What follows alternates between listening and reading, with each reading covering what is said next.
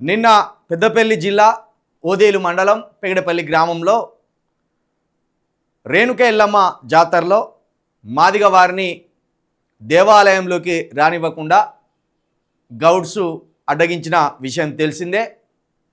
అందులో 15 మంది మీద ఎస్సీ ఎస్టీ అట్రాసిటీ కేసును కూడా అక్కడున్న ఎస్ఐ గారు ఫైల్ చేయడం కూడా జరిగింది. నేను మన బీసీ సమాజానికి ముఖ్యంగా ఒక విజ్ఞప్తి చేస్తున్నా. దయచేసి మీరు ఎస్సీలని అంటరాని వారని వాళ్ళతోటి దూరాన్ని కొనసాగించకండి. ఇది మన రాజ్యాధికారానికి చాలా పెను ప్రమాదం. ఎస్సీలతో మీరు చేయి కలిపి నడవవలసిందే. ఎస్సీలు ఎస్టీలు బీసీలు ఒక జాతి పిల్లలే. వీళ్ళ మీద రాజకీయంగా ఆర్థికంగా చదువుపరంగా భౌతికంగా దూరాన్ని ఏర్పాటు చేసిండ్రు. సమాజంలో వీళ్ళని అనగదొక్కడానికి రకరకాల పేర్లతోటి వీళ్ళను దూరం చేసిండ్రు. కాబట్టి బీసీలు మీరు ఆకాశం నుండి ఊడిపడ్డట్టు, లేకపోతే బ్రాహ్మణ వర్గాలలో మీరు ఒక శాఖ అయినట్టు, లేకపోతే మనుధర్మశాస్త్రంలో మీ స్థానాన్ని మీరు మర్చిపోయి దళితులను హేళనగా చూడడం, హేళనగా మాట్లాడడం, హేళనగా దూరబెట్టడం అనేది ఖచ్చితంగా ఇది మీకు చెడును కలిగించేదే తప్పించి మంచిని కలిగించదు. దళితులు మిమ్మల్ని ఎంత ప్రేమిస్తారో మీరు తిరిగి అంత ప్రేమిస్తే ఈ సమాజంలో మనం ఐక్య పోరాటాలు చేయడానికి వీలవుతుంది.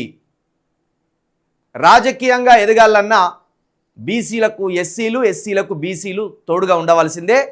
ఎస్సీ బీసీ ఎస్టీలు తోడుగా కలిసి నడవవలసిందే. బహుజన అధికారాన్ని అందుకోవాలన్నప్పుడు ఎవరు కూడా ఒంటరిగా అధికారాన్ని అందుకోలేరు. ఎస్సీలు ఒంటరిగా అధికారం అందుకోలేరు, బీసీలు ఒంటరిగా అధికారం అందుకోలేరు, ఎస్టీలు కూడా ఒంటరిగా అధికారం అందుకోలేరు. ఐక్యత సాధించినప్పుడే అధికారం సాధ్యమవుతుంది. ఐక్యత లేకుండా ఎప్పటికప్పుడు బీసీలు ఎస్సీలు ఒకరిని ఒకరు అసహించుకుంటూ ఒకరి ఎడల ఒకరు చిన్న చూపుతో ఉన్నప్పుడు ఎట్లా ఐక్యత సాధ్యమవుతుంది? ఐక్యత లేనప్పుడు అధికారం ఎట్లా సాధ్యమవుతుంది? ఇది దయచేసి చదువుకున్న బీసీలు చదువుకోని బీసీలకు బోధించాలి. అంబేద్కర్ గారిని తెలుసుకున్న బీసీలు అంబేద్కర్ గారిని తెలుసుకొని బీసీలకు బోధించాలి. ఎస్టీలలో కూడా అలాంటి బోధన జరగాలి. దయచేసి నేను మరీ బీసీ సోదరులకే చెప్తున్నా.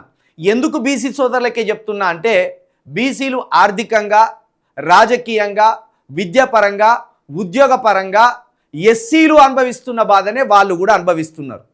ఇప్పుడు నేను చెప్పిన రంగాలలో వాళ్ళు కూడా చాలా కింది స్థాయిలో ఉన్నారు.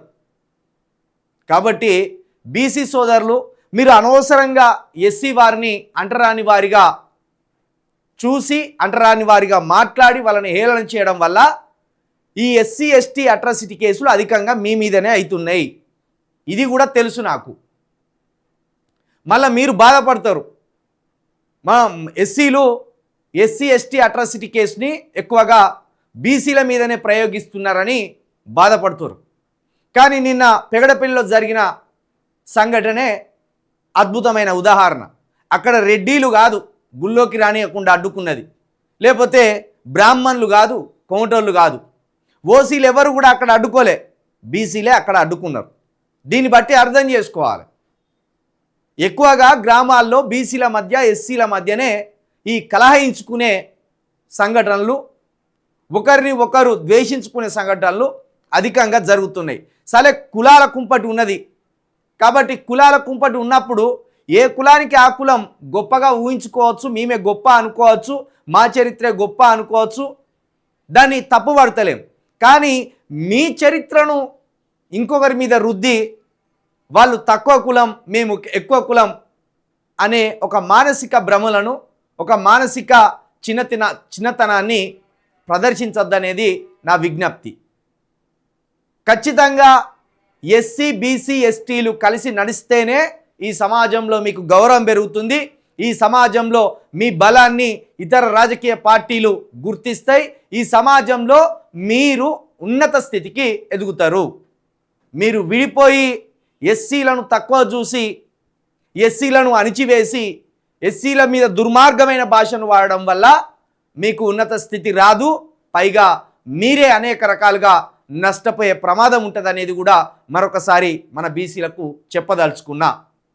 దీన్ని అర్థం చేసుకుంటే బీసీ సోదరులందరికీ కూడా నేను శిరస్సు వంచి మీకు కృతజ్ఞతలు చెప్తా. ముఖ్యంగా చదువుకున్న బీసీలు, చదువుకున్న ప్రతి ఇంటి బీసీని మీరు మేల్కొల్పవలసిన అవసరము ఉన్నది.